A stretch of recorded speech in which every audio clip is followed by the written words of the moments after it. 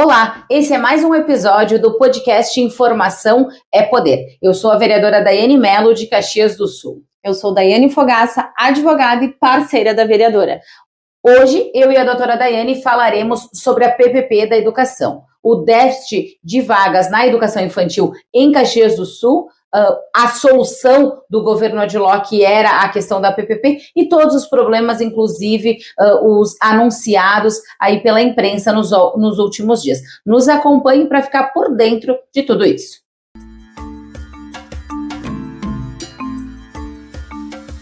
Doutora Daiane, para as pessoas leigas que estão nos acompanhando, que assistem aí pelas redes sociais ou até mesmo que nos escutam pelo Spotify, o que seria a PPP da educação?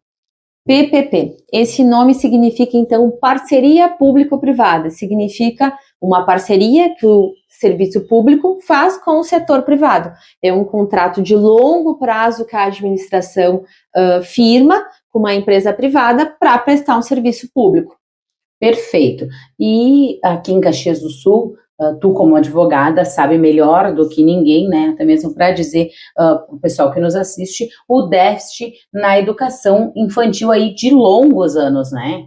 Isso, nós já temos um déficit de vaga desde em torno de 2009. Em 2012, nós tivemos um movimento, então, do Ministério Público, que movimentou uma ação coletiva, né, fazendo com que o município procurasse um meio para fornecer vaga em escola de educação infantil para as crianças de 0 a 6 anos. Na época era isso, era de 0 a 6. Hoje a gente tem a pré-escola, né, então as crianças de 4 a 6 anos já têm o acesso obrigatório, diferente daquela época que não se tinha, a gente ainda estava com as crianças dentro da escola de educação infantil. Então o déficit de vaga, né, ele tem há muito tempo, né, os pais infelizmente precisam trabalhar, vão na Secretaria de Educação, fazem a sua inscrição administrativa e, por vezes, ficam filas e filas e aguardando por muito tempo e acabam, né, desistindo, às vezes não tem a vaga ali concedida, né? Então, se criou uma fila extensa no nosso município de Caxias do Sul há muito tempo, em decorrência dessa falta de planejamento da administração pública em priorizar essa demanda, em esvaziar essa fila e atender realmente essas famílias que precisam, né, desse serviço público. Exatamente, a gente fala aí de faltas de construções de escolinhas de educação infantil, assim como a gente também tem a falta de construções de escolas de ensino fundamental, mas principalmente a vaga de educação infantil, que não foi criando, né, essas escolinhas em várias regiões da nossa cidade, o déficit foi só aumentando. A partir daí, a prefeitura vem com a solução, que seria uma PPP da educação, uma parceria público-privada, uma concessão para a contratação de 31 construções de novas escolas. Eles falam, né, olhando para o parâmetro onde estava mais crítico a questão das vagas. Isso foi anunciado ainda no outro governo do prefeito Adiló, né, no primeiro mandato, e que foi oficializado aí no ano de 2025, com realmente o leilão da questão da PPP, né?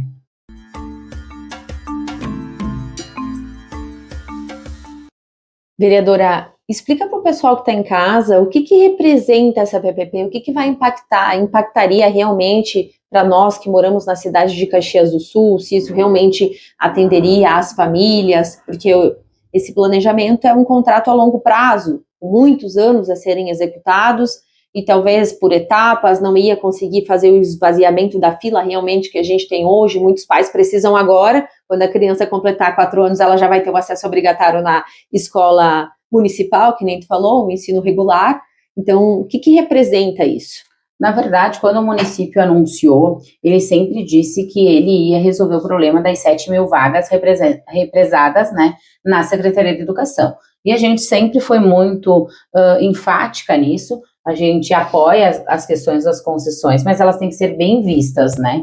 E não resolveria o problema da vaga exatamente porque quando chegar a construção dessa escola, elas são feitas em etapas, né? Então é até 2030 as construções ali, então essa criança que muitas vezes está na fila hoje não precisaria mais da pré-escola quando estivesse pronta. Foi definido, então a Secretaria do Planejamento fez a discussão de 31 locais junto com a Secretaria da Educação, mas aí vem alguns problemas já que o pessoal nos diz, muitas escolas próximas foram desenhadas, né? Então, de 31 novas escolas, a prefeitura daria, então, o terreno para construção, já com a terraplanagem, né? O terreno onde será construída, e essa empresa viria para Caxias do Sul para fazer essas construções das escolas. E além da construção, ela ficaria responsável por qualquer tipo de manutenção dentro da escola. Então, ela ficaria ali com a parte de manutenção, de segurança. Somente o pedagógico seria da Secretaria de Educação. Aí, outro ponto, doutora Dani, que eu acredito que não foi avaliado, porque dizer que, a gente economizaria a questão das vagas judiciais por um valor muito menor, que seria da PPP, não, porque a gente ainda tem a parte pedagógica que a gente vai ter que investir, né? Então, professores, educadores, direção, tudo isso seria ainda municiado pelo município. Então, seria mais ou menos isso. A PPP, a empresa, né, a parceria público-privada, faria a construção do prédio e faria as manutenções, segurança, se preocuparia com essa parte, e a prefeitura entraria através da Secretaria de Educação com o pedagógico.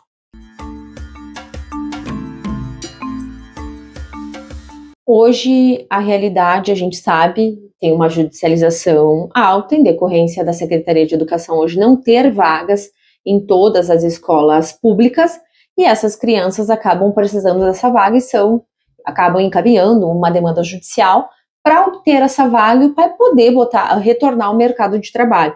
Então, a judicialização ela aumentou, mas tem um benefício, né, que a gente entende que há para o município. Hoje o município ele não se envolve simplesmente com nada relativo a essa escola, né? Quem tem a estrutura? O setor privado.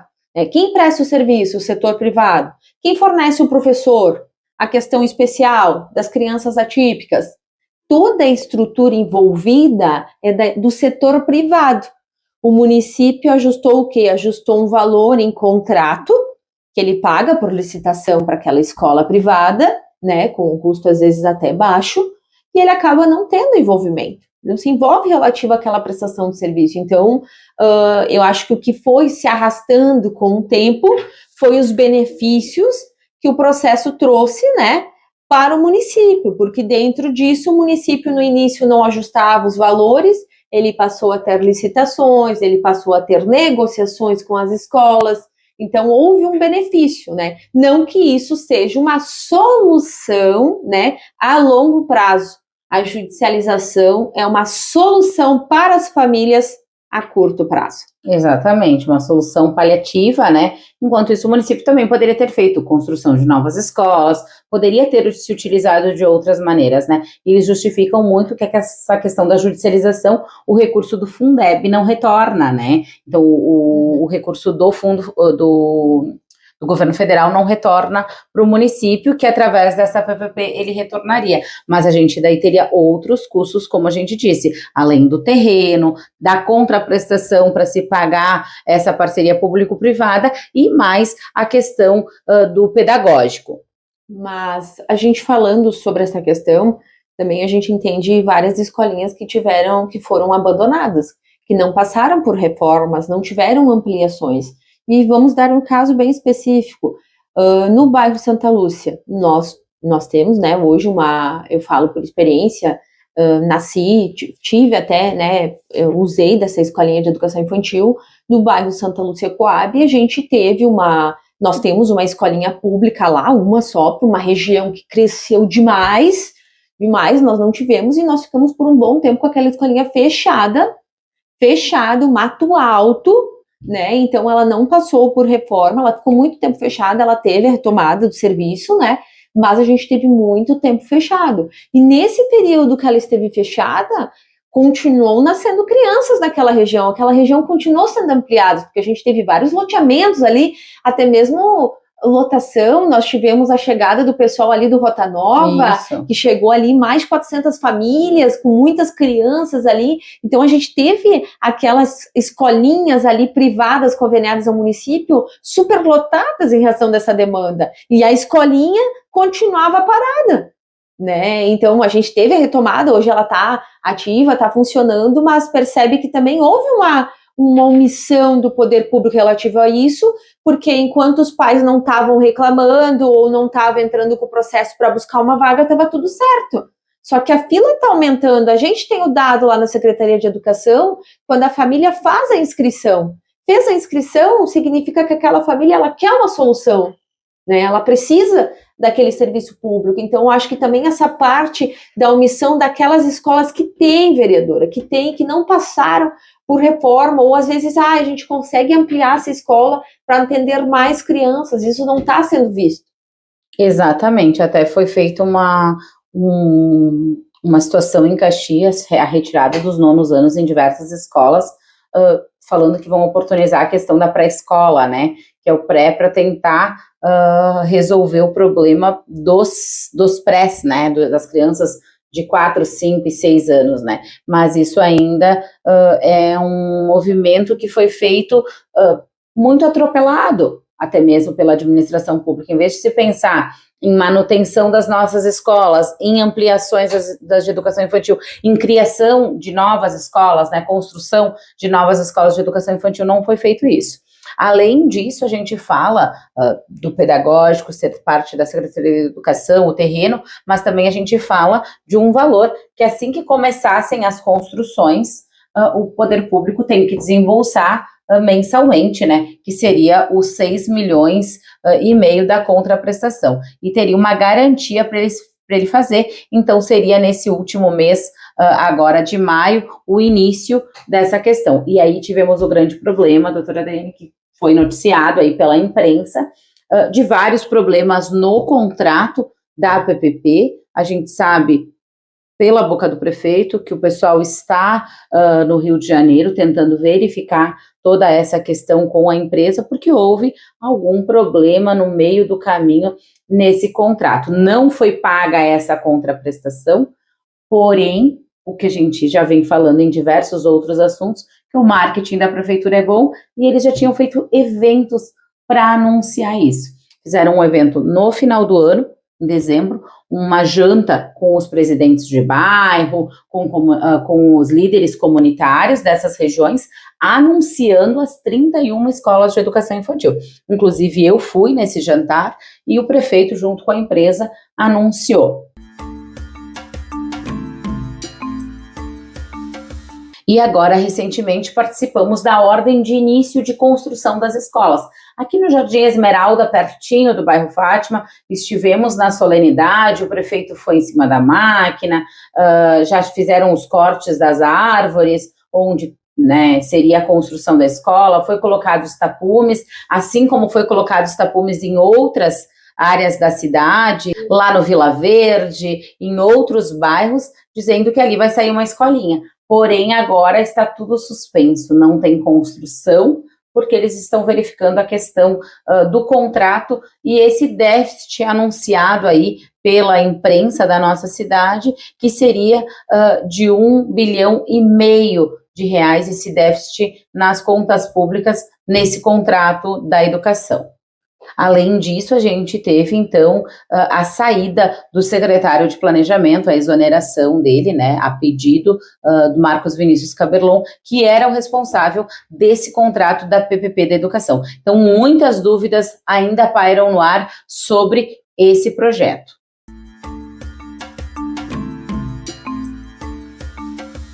Então, resumindo, vereadora, o que tu traz de informação aqui para nós e para todos os ouvintes é que realmente ainda não temos uma solução efetiva.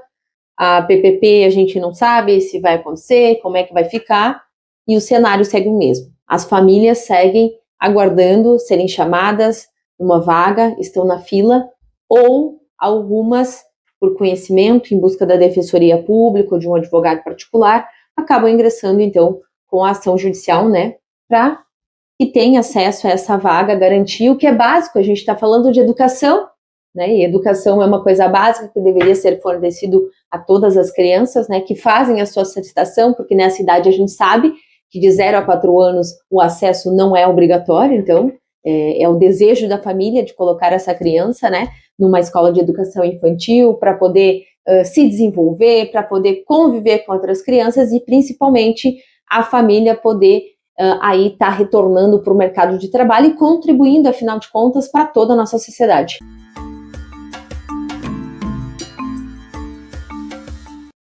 Isso mesmo, doutora Daiane. A PPP não acontecendo, as filas estão aumentando e a administração pública ainda não nos trouxe respostas, nem se o projeto vai continuar, muito menos se vão pensar num plano B para isso. Enquanto isso, a fila na educação infantil aumenta, uma situação como tu disse, né? Mesmo não sendo obrigatória, o governo está lá na nossa Constituição que deve fornecer a vaga, né, de educação infantil para as nossas crianças, exatamente com esse intuito de socializar, de compartilhar, de conviver e também de oportunizar os pais a poderem trabalhar nesse mundo que é tão difícil, que a gente paga tanto imposto e precisa para dar conta em casa, né, muitas vezes do salário de pai, de mãe, de irmão, né, para que dê conta de tudo. Então, a gente segue com o assunto das vagas de educação infantil. Na Câmara de Vereadores estamos fazendo um movimento de pedido de informação, de fiscalização da questão do contrato, e assim a gente vai seguir acompanhando isso, porque isso a gente fala de um projeto nessa magnitude, a gente fala de um projeto que é muito recurso, mas a gente fala de situações que impactam diretamente a vida das pessoas, porque automaticamente essas escolas não saindo do papel vai impactar lá naquela família, no bairro, que realmente não consegue, a mãe não consegue voltar para o mercado de trabalho, que a criança não aprende, não compartilha, não convive com outras crianças. Então, afinal, a gente envolve realmente a vida e mexe com a vida das pessoas. A gente continua acompanhando esse e tantos outros assuntos, não só da nossa cidade, mas da nossa Serra Gaúcha, do nosso estado e do nosso país. E você continue nos acompanhando no podcast Informação é Poder.